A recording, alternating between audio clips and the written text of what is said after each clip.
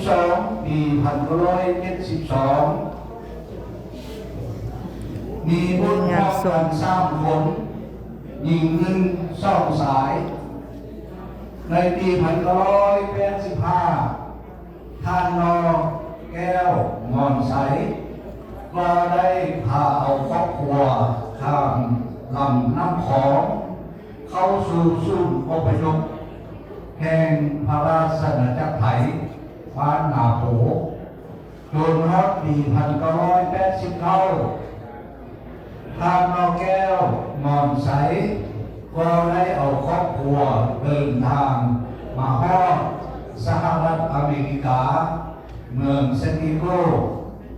ได้มาตั้งถิ่นฐานงานชาปนกิจของไอ้ครูนอแก้วหมอนใส่พี่น้องมาห่วงอนุโมทนาสาธุนำกราบขอประเด็นประกอบหลายเด้อมีพี่น้องมาอย่างมากมายเต็มจนล้นเรือเมื่อมาทรงเพิ่นแล้วขอให้ดวงวิญญาณเพิ่นไปสู่สุคติภพเด้อกำลังอ่านชีวประวัติย่อสดุดีเพิ่นบ่สามารถบินบัวเอาไว้ตกมา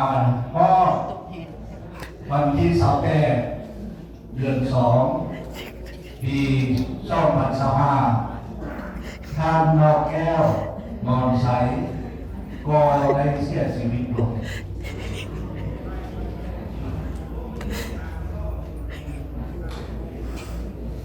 เจ้ากระโดดท่านนอแก้วมอนใสเพิ่นมีคำอำลาไม่ได้หนึ่งไว้ให้เฮาอ่านให้ญาติพี่น้องได้รับรู้และรับฟังดังรายการทั่วโลกไปนี้ความอำลาค่อนข้างนอแก้วมอนใสจนว่าลาเราเด้อเขห้าห้องเงินสารวันเคยอยู่ลาเล่นลาดูเอาเมียเมามิ่งขวัญลาทำมวลสุ่มเสื้อสหายเกิดพวกพ้องลาทำอายและน้องมอเพื่อนผู้หักแขงลาทำงานติพี่น้องตะกุ่นเสื้อเข้าผมค่อยเลยปลงใจแล้วข้อลาไปพอได้กับตาวค่อยจะได้เดินงานดาวจอดเข้าสู่สวรรค์แล้วเลยส่วนพวกทานผู้อย่างนี้จงตั้งต่อกระทำบุญพากันสร้างพื้นฐานให้ได้ไปข้าเขาอยู่ถึงสวรรค์บุญหมดทุกอย่างอย่าได้เศร้าพร้อมทางกายอย่าได้เลื่อนลาอายุยืนดูสร้างแสวงสอบห่วงนี้วันนักกายจิตใจให้พร้อมใส่เสมอแก้วสุขะดวงมโนนั้นสบายดีให้โชค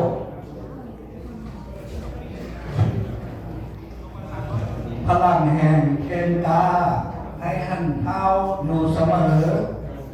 ข้ออังเสริญพระอินทร์จงมารักษาพวกทานทั้งหลายข้ออังเสริญเทวดาลงมาคุ้มครองทุกทานจงได้พ้นทุกข์มีแต่สุขใจสุขกายโดยเทินขอขอบใจสาธุทางนอกแก้วหมอนใสมื้อนี้เป็นวาระสุดท้ายครอบเจ้ามีทำครอบครัวเมียและลูกหลานญาติพี่น้องหมู่กองเพื่อนฝูงผู้รักผู้แพงมีจิตประสงค์จงใจได้มาส่งเจ้าฮอดตอนนี้เป็นวันสุดท้ายไปไว้หลุดหลังจากนั้นเก็บวัชทงขึ้นรถมาได้ลำพวงมาลาจะให้ย่างเด้พวงมาลาเหมือนทำไมเอาไปย่างนำย่างก่อนมีแต่เอาต้นไปไว้ต้นนี้ไปไว้พวงมาลาเอาเดินด้วยจ้ะเอาเดินหมดเลย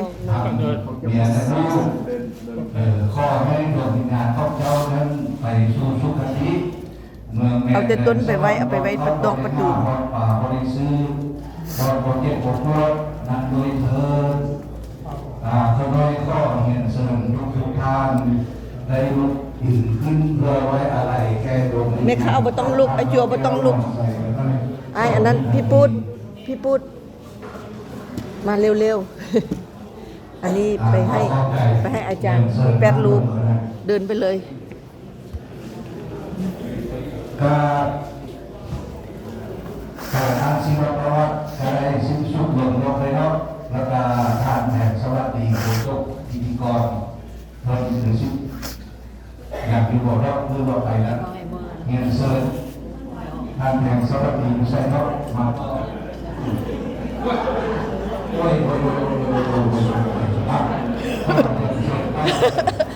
ไม่อย่างก็โอ้โหบุญดาให้แล้วก็หัวดอกโอ้ยเพิ่นมาถึกกันอยู่ทางหล่าง ก้าวเสียประวัติของทานนอกแก้วหวังใส่ในนอกบางท่านยิ่งว่าทานผู้มีเกียรติทานของเสด็จพระทานประวัติของทานเป็นอย่างดีดังนั้นในนามคณะเป็นผู้พิธีโฆษกในวันนี้ขอตามหน้าให้ครอบครัวเจ้าภาพทุกๆครอบครัวเขาแสดงความเคารพเข้าใจและผู้บุญคุณเป็นอย่างยิ่งที่พวกท่านทั้งหลายได้สละเวลามีค่าเข้าพบทานได้เดินทางมาจากทางไกลและทางไกลเข้ามาร่วมในพิธีสงสารของทานนอกแก้ว เป็นอย่างเอาคัดน้อยๆเรามาดูมันนึงเข้าอย่าไปทางไม้ เราอย่าไปใส่เลยมาส่งเขาอันแม่นแท้เก็บเอารถเด้ต้องระวังเอามาใส่ทุ่งเอาไปใส่หลัก วันที่พวกเราได้สูญเสียผู้เป็นสลักครอบครัวไปจนมอดตอนนี้พวกเราจะเข้าจดจำคุณงามความดี คันจะจับไหม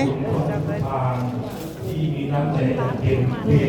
บ่แม่นเจ้าวานค่อยบอกเจ้าจับซื่อๆเจ้าเอาหูเจ้าวานพอเถือให้จับบ่ฮอดยามเถือแล้วก็อีให้เจ้าวานนี่เก็บไว้หั่นแหละบ่มีท่งแล้วได้ท่งเฮาไปใส่หมดลงที่สถิตอยู่ในสาธารณโลกนี้ทุกดวงดาวมาปกป้องคุ้มครองปกป้องรักษาทุกทางที่มีสุขภาพอันสดใสเข้มแข็งปราศจากโรคภัยอุบัตินานาชนิด เพราะอันนี้ท่องยางดำนี่บ่ใส่ต้นกระพึกขึ้นน่ะบ่มีเงินเด้ครับขอพระเดชพระคุณทุกท่านที่สละเวลาเส้นในคุณค่ามาส่งและมาร่วมงานศาปนกิจของย่าอ้ายครูมอนไซนอแก้วของเฮาฉะนั้นจึงขอพระเดชพระคุณหลายๆเด้อพี่น้องเด้อที่เข้ามาและอย่าลืมกดติดตามให้เป็นสมอนเพื่อเป็นกำลังใจทำรายการเด้อพี่น้องทุกท่านขอพระเดชพระคุณและบางตัวผู้ผ่านที่บ้านเจ้าภาพซีเกซีเกานอกโลสวีเซดีโกเอฟเนโกโซ โดยใส่เนี่ย เขาไปอ่านที่อยู่ยังอ่านที่อยู่กับพี่ อันทึกอยู่ 4749อะไร ถ้าทำใดที่พอมีการขัดข้องไปทางใดก็ข้อมีเสนอ บ่ต้องถ่ายนั้น4746 4746แปลว่า4749 อันนั้นต่อไปแม่รายการ สาธุกราบขอบพระเดชพระ4746อ้าย4746สาธุที่วางเพิ่งเย็นแล้วเด้อ sorry ไอ้จวนมาเด้อ10 องค์มาไว้ๆเด้อเรียนแถวกันต่อนิมนต์น้ำญาติเอามาพร้อมเลยน้ำญาติเอามาพร้อมน้ำญาติจัวเวียงมาเอาเด้อจัวเวียงกลับมาเอาน้ำญาติเจ้าเด้อจัวเวียงมาเอาน้ำญาติเจ้า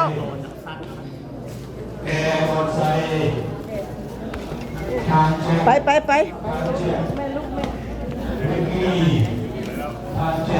ก็ขอประเดชพระคุณทุกท่านเด้อขออนุญาตลงค่ะน้อยกดติดตามให้สอนแซ่บเด้อ